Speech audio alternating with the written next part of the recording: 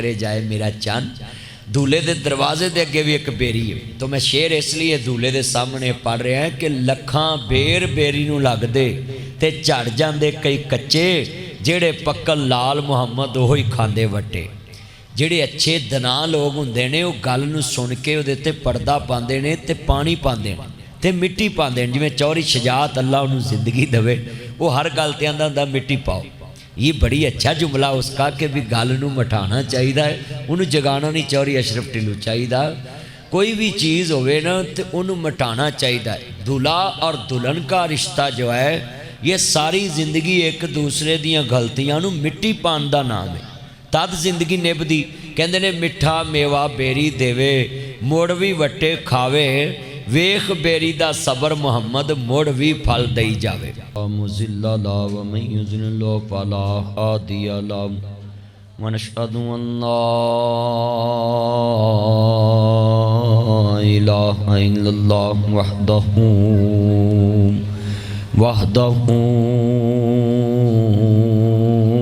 وحدہ لا شریک لہ، واشہد ان محمدا عبدہ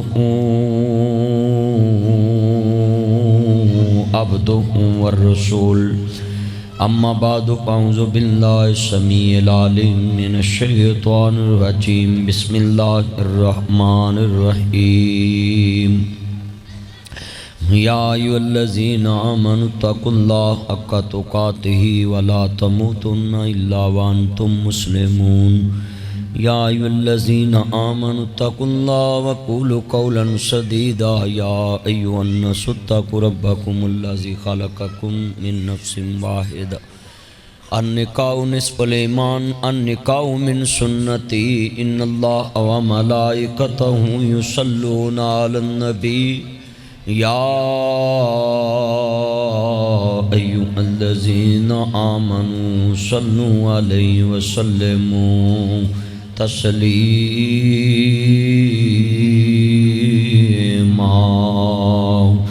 اللہم صلی علی محمد وعلی آل محمد کما صلیت علی ابراہیم وعلی آل ابراہیم انک حمید مجید۔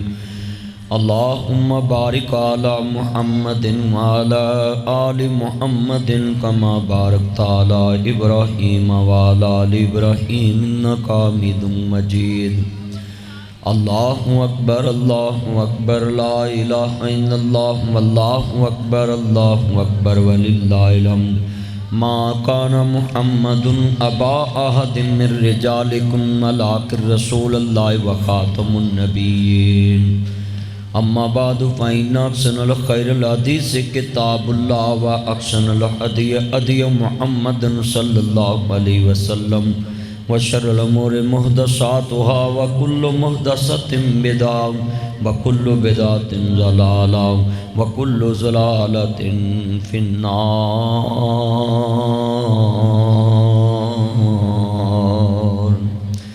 سبحان ربک رب العزت عما یصفون والسلام علی المرسلین والحمد للہ رب العالمین۔ اہلیان برات کے عزیز مہمان، دوست، بزرگ بھائیوں اور میری پیاری بہن کے اس پاکیزہ نکاح کی تقریب میں شمولیت اختیار کرنے والے ننیال کے جتنے عزیز مہمانان گرامی قدر ہیں، آج ہم اس محفل میں شریک ہیں جو نکاح مسنونہ کے نام سے پکارا جاتا ہے۔ یہ کوئی رسم نہیں ہے، رسم ہوتی ہے جس کی نسبت کسی دنیا کے تہوار سے ہو، اور سنت وہ ہوتی ہے جس کی نسبت حضرت محمد مصطفیٰ صلی اللہ علیہ وآلہ وسلم کے ساتھ ہو، اس کو سنت رسول کہتے ہیں۔ اللہ نے اپنے محبوب کو آخری نبی، آخری رسول بنا کر بھیجا۔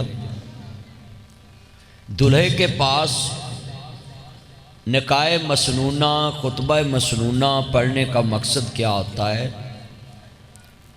ایک تو اس نکاح میں درود پاک پڑھا جائے تاکہ نکاح میں برکت نازل ہو۔ حضور نے فرمایا جس عبادت میں درود پاک پڑھا جائے اس میں کوئی کمی اس کو قبول کر لیتا ہے۔ نکاح کے موقع پہ نبی کریم صلی اللہ علیہ وآلہ وسلم نے دلہے اور دلہن کو پابند کیا کہ اللہ سے ڈر کے زندگی بسر کرنی۔ یا ایھا الذین آمنوا اتقوا اللہ حق تقاتہ ولا تموتن الا وانتم مسلمون۔ اے دلہا اور دلہن، اے ایمان والو، اللہ سے ڈر کے زندگی بسر کرنی ہے۔ جس طرح اللہ سے ڈرنے کا حق حاصل ہے تم اس طرح ڈرا کرو۔ اور میاں اور بیوی جب تک اس نکاح کے بندھن میں رہیں، دلہا اپنی دلہن سے سچ بولے، دلہن اپنے دلہے سے سچ بولے۔ میاں بیوی کے رشتے میں کبھی بھی جھوٹ کی دیوار نہیں آنی چاہیے، کیونکہ عورت مرد کا لباس ہے، مرد عورت کا لباس ہے۔ لباس کا مطلب ہوتا ہے جسم کو ڈھانپنا۔ اس کا مطلب ہے کہ دلہا نے جو بھی دلہن والے گھر والے کے اور دلہن کے کوئی بھی ایسی بات سننی ہے تو وہ اپنے سسرال تک محدود رکھنی۔ اسی طرح دلہن نے اپنے سسرال میں کوئی بھی بات سننی ہے یا دیکھنی ہے تو اس کو اپنے سسرال تک ہی محدود رکھنی۔ قرآن کہتا وَلَا تَجَسَّسُوا، تم کسی کے گھر کی جاسوسی مت کرو۔ اس لیے دونوں خاندانوں کو نکاح کے موقع پہ یہ پابند کیا جاتا ہے کہ دونوں کے اندرونی معاملات دونوں گھروں کو ڈسکس کرنے کی اجازت نہیں ہے، کیونکہ یہ نکاح کے بعد دونوں ایک دوسرے کی عزت بن جاتے ہیں۔ لباس جو ہوتا ہے جسم کا حصہ ہوتا ہے، جسم کو ڈھانپتا ہے۔ مگر ایتھے تسی کسی بھی بندے نو پوچھ لو سنا بھئی تیری بڑی، انہوں کہنے میرا ہی حوصلہ وسن دیا، ہور کوئی ہوندا تو سال بھی نہیں کٹی۔ اسی طرح اگاں بڑیاں دے حال ہے، وہ بڑیاں پوچھ لیندیاں نے سنا، انہوں نے کہا میرا ہی حوصلہ ایتھے گزارا کر رہی ہے، اور کوئی ہوندی تو مہینہ بھی نہ کٹتی۔ یہ میری بہنوں کو اور میرے بھائیوں کو شادی کے موقع پہ پیغام ہے کہ یہ گناہ ہے۔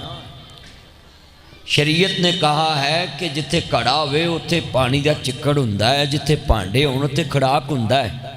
مگر قرآن کہندا وَيْلٌ لِّكُلِّ ہُمَزَةٍ لُّمَزَةٍ الَّذِي جَمَعَ مَالًا وَعَدَّدَ۔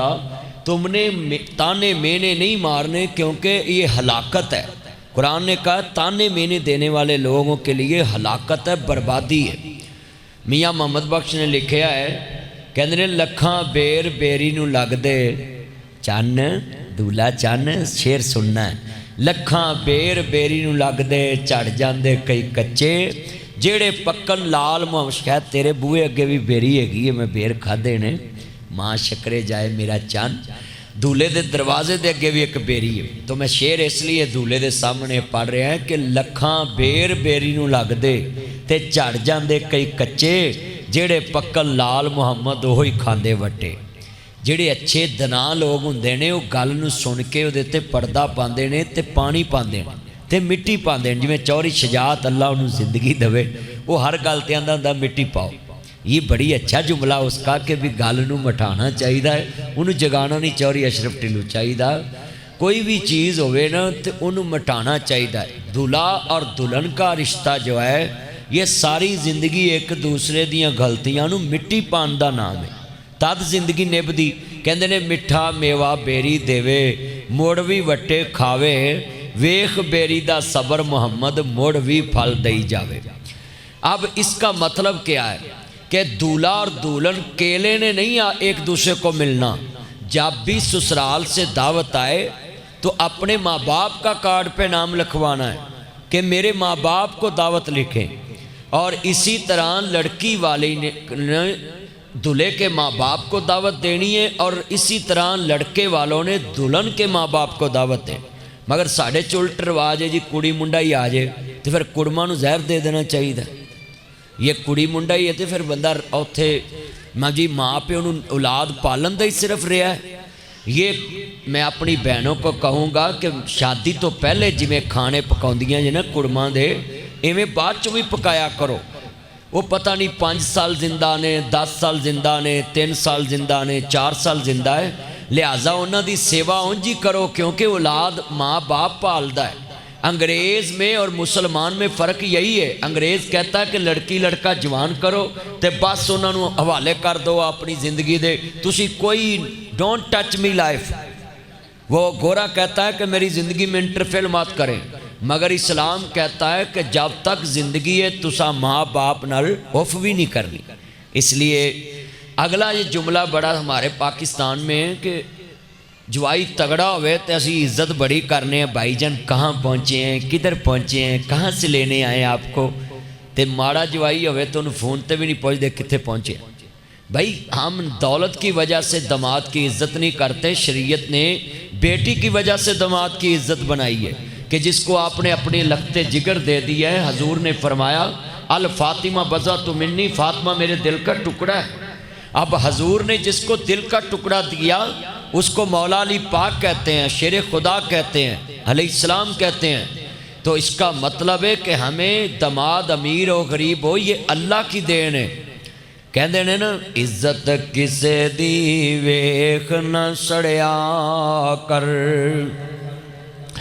دولت کسے دی ویکھ نہ مریا کر، نہ جادو ٹونے کریا کر، نہ شرک دی پوڑی چڑھیا کر، نہ ویکھی مال شریکاں دے سخ مل دے نال نصیباں دے۔